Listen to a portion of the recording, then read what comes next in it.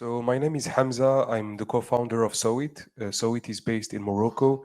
SOWIT is leveraging the power of remote sensing, satellite imagery, particularly in order to provide farmers with decision support tools that help them on a daily basis to optimize their most critical operations, especially irrigation, given the fact that water is becoming a very challenged, critical, scarce resources in North Africa. We are helping them on a daily basis to understand the crop needs and directly controlling their drip irrigation system in order to enable water efficiency and energy savings.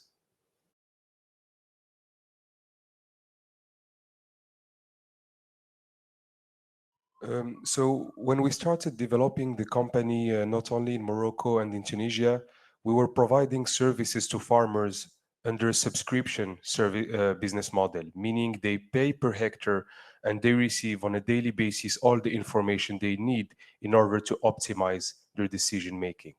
Along the way, we observed that for medium to large scale farmers, it was very easy to access to our service.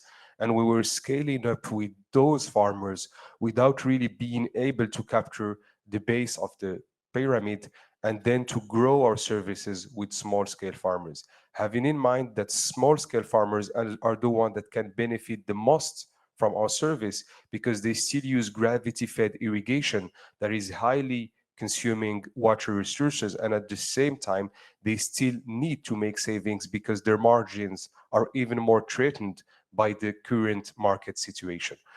We got simply farmers coming to the office, asking to access the services, and we had no clue in how to provide them the services, because not only smallholder farmers tend to work in the informal economy, they don't want to pay the VAT, they want to pay part cash, sometimes 10-20% upfront and the rest at the end of the season, but also because, as Ku exposed, they had no bank accounts, they had no way to be traceable from our position, and it even had some KYF, we call it KYF, know your farmer, KYC problems for us, as we are in a very regulated market, Morocco, over which you need to know very well who you are working with. When we saw this opportunity of small scale benefiting of our service, first we thought of making it free. This is the easy thinking. You have, okay, smallholders with the romanticized rationale, you need to make it free. This is the way they're going to develop. But when doing some testing, when you make something free for a farmer, at least in our environment in Morocco, they don't take it seriously.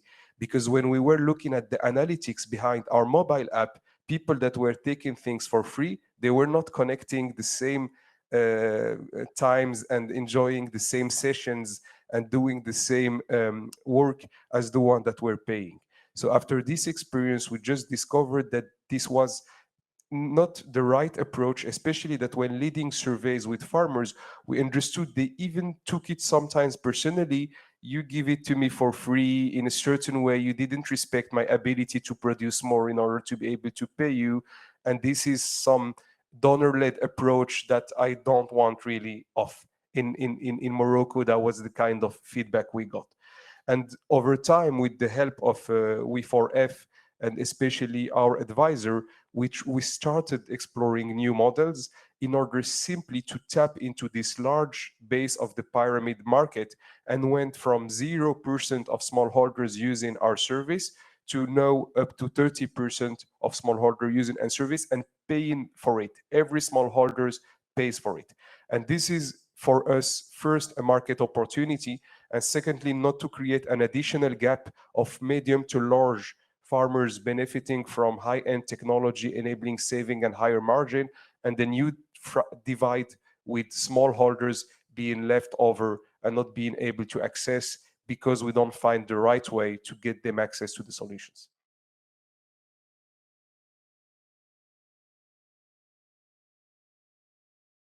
For us, in the beginning in Morocco, as you know, the female labor participation rate is quite low, around 20%. It was very hard to get our solution to be used by women on a daily basis, even though they were main stakeholders at farm level, being at the back in a certain way, in the backbone of labor.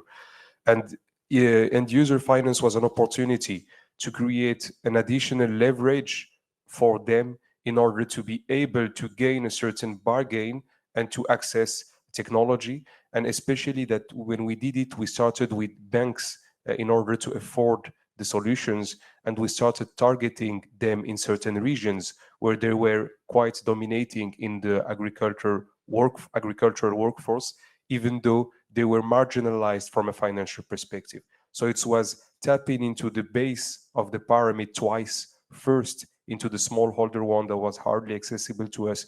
Secondly, into the women in certain regions where they were dominating in the labor, but not financially, I would say, even in the household.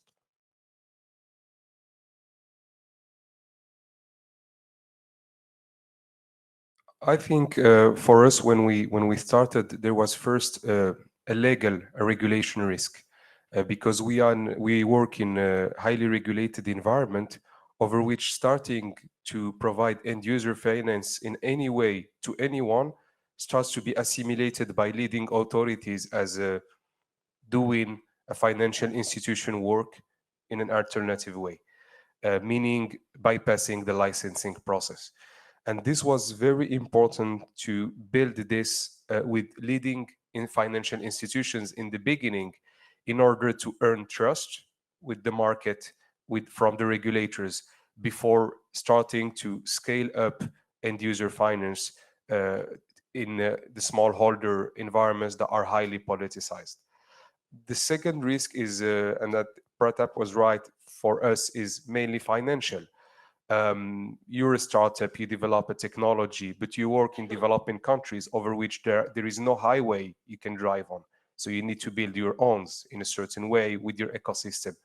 But at the end of the day, when you go look for financing, what is asked from an Indian or a Moroccan startup is the same that what is asked to a certain extent from a Los Angeles or a Paris startup, which is focus highly on your vertical, deliver value on it, and don't bother with the other things, which is impossible, and which creates a misunderstanding between the path we have to build in order to achieve success, and that make us broaden horizons, increase the scope, despite the internal cultural challenges it has and the organizational risks.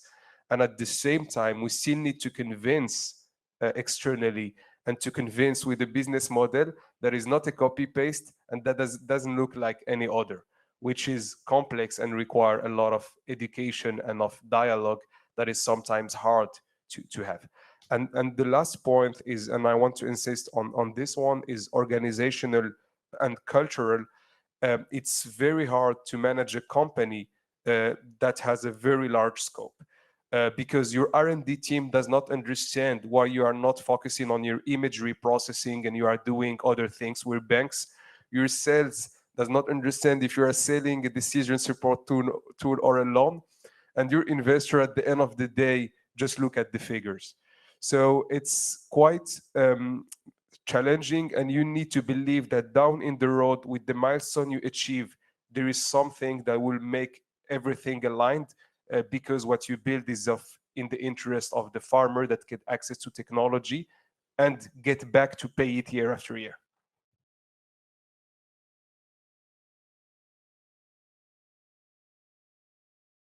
I think what's most important is to get assistance first, because it's a topic that is not easy to manage. And you need to find assistance, especially when building strategic partnerships. When you're a small company and you want to work with the leading bank or financial institution, it's quite hard from a legal perspective, from an operational perspective.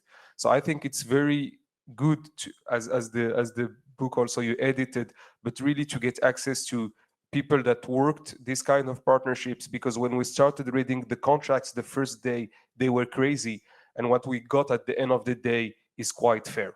And I believe if we didn't get the right assistance, we would have signed something that was not really good. The second aspect of it is, I think, integration of end user finance in our environment is necessary. It's not a choice, actually.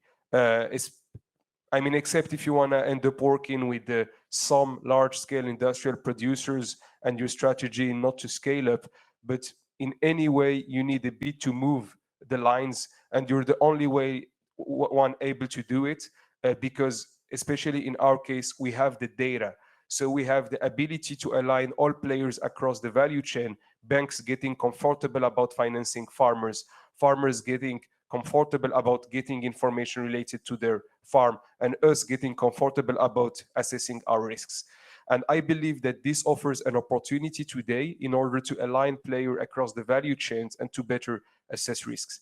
And finally, I would say that especially in North Africa, we have markets that are highly regulated.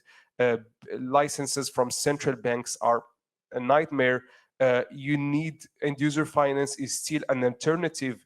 There is legal, legitimate, and that enables you to get to the agri fintech sites without compromising that much. And it's a good path in order to get on massifying the access to your solution.